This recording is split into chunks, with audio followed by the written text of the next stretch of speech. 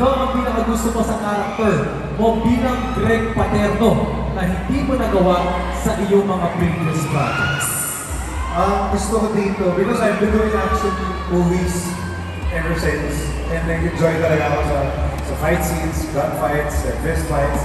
Tapos, ito, I have a chance to showcase that. And working with really production that specializes in action. And magagaling yung stuntman. And yun eh, director namin, si Derek Nestor. Yung sa martial artist. Ang dali, masarap. Ay, maraming salamat. Ngayon naman for Maurice. For Maurice from Rogen, from Maurice Sellers Official. How does it feel na finally nakapag-action genre ka? Grabe, super exciting. And sobrang happy ko na naging part ako ng Itog dito. Kasi ako, my whole life, siguro hindi ko akalain na mag-big part ako ng action series. So to be part of this, it's very surreal. So this is like a chance for me to showcase my other skills na hindi ko alam na meron pala ako. So yeah, paano yung mga baril-baril? Bang Bang? Bang bang, I love it! But of course, you know, yung question from Rogen. Yes. We also have a question from Kathy from Maurice Sellers Official. Siyempre, kilala natin si Maurice as napakakalog, funny, di ba? Ngayon naman, action. So, besides the action side of your character, what else are you most excited for that your character brings?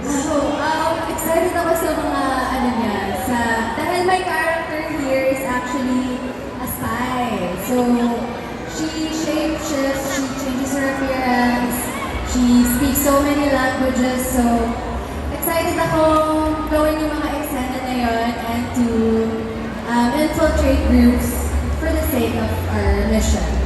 Oh my gosh, medyo curious na ako. Did you take language Well, classes? there's one na nag-aral ako on the spot.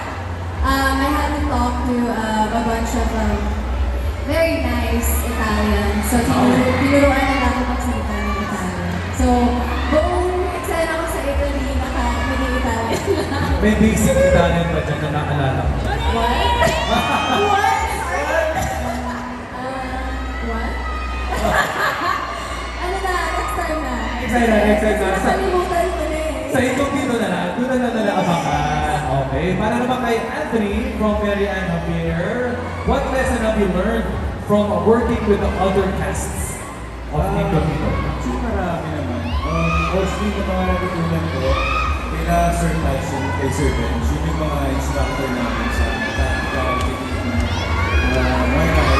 Maraming lessons kasi syempre hindi naman agad-agad matututunan yung isang ganun eh. Parang SWAT team pa naman yung nagawa mo. SWAT team? Oo, parang police na nag-rate mo ng magalit. Mahirap talaga. May mga tama ako ng airsoft balance. Ako lagi tinatanong. Ikaw ang target, ako ikaw. Paborita ka. Sabi nga rin din, di ba, physical? Physical talaga. Pero masaya kasi natututunan ko siya, nakakuha ko rin siya, hindi ko kaya ko rin siya gamitin ko itong buhay. If ever lang naman. Okay, depende sa akin sa sarili mo din. Masama nga ano yung isa. Suntok ka. Okay, so syempre Anthony, you talked about yung mga learnings na natutunan mo dito sa show. Could you also talk to us about, on a scale of 1 to 10, ito, galing kay Julia Nicole, on a scale of 1 to 10, how would you rate yung growth mo as an actor dito sa Itog Thank you. And why? O, di ba may and why? Mga 8. Mga 8 out of 10. Mga 8. Mga 8? Mga 8. Bakit? Kasi syempre, big show siya. So, ang dami namin, maraming stars, ang daming first time ko makapasok sa akin, makalapit show talaga. So, yun na yung 8 out of 10. Marami pa ako matututunan. Thank you, Anthony. Ngayon naman for Richard from Mega Villanea. Richard, what makes the role as Jose Bonifacio different from your previous action roles? What makes it different? Well, every character that you try to portray, it's different persona that you're portraying as an actor. It's the first time na I'm playing actually a military man.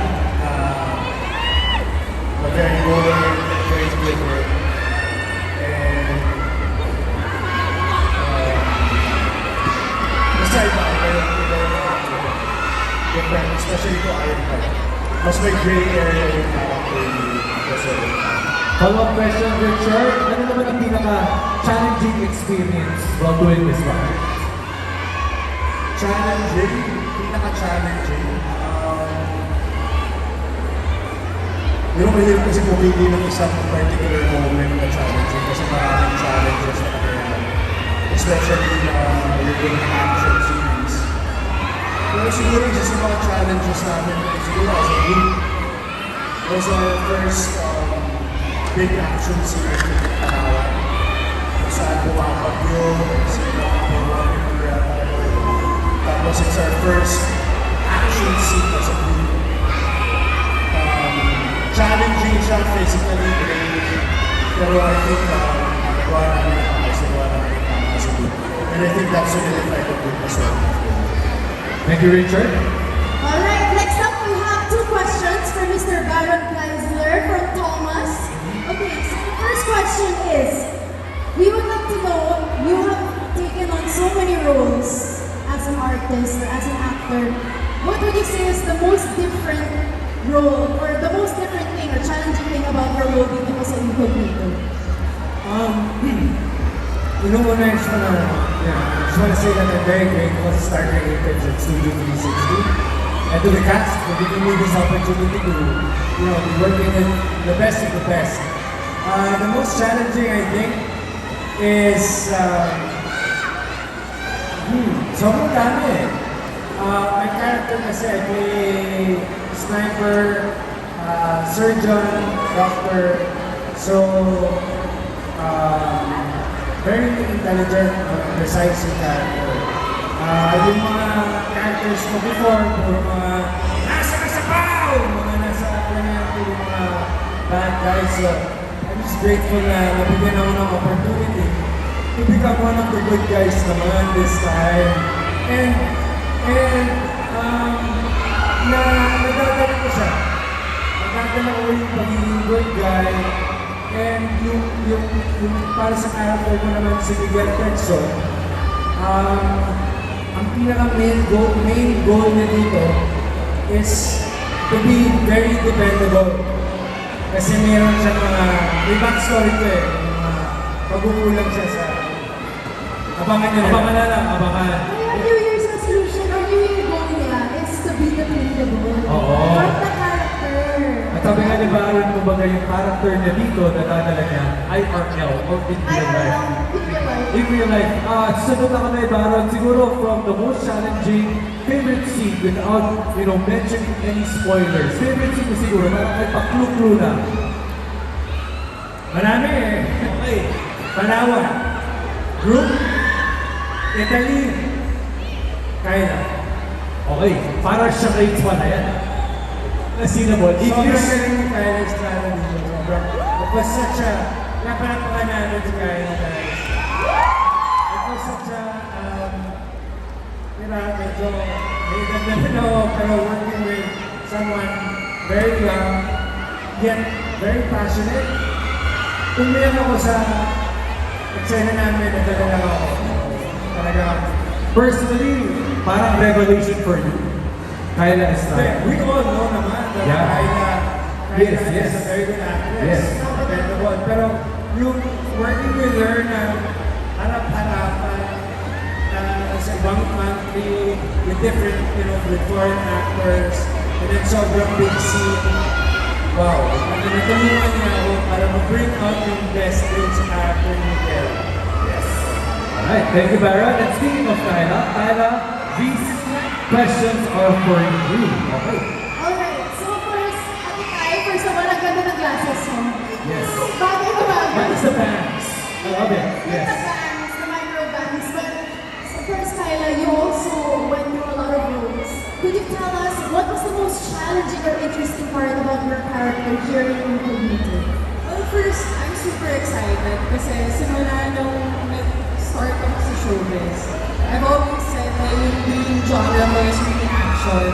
So, I'm so happy kasi feeling ko talaga I was able to manifest it. So, it's really just a dream come true for me to be in Incognito.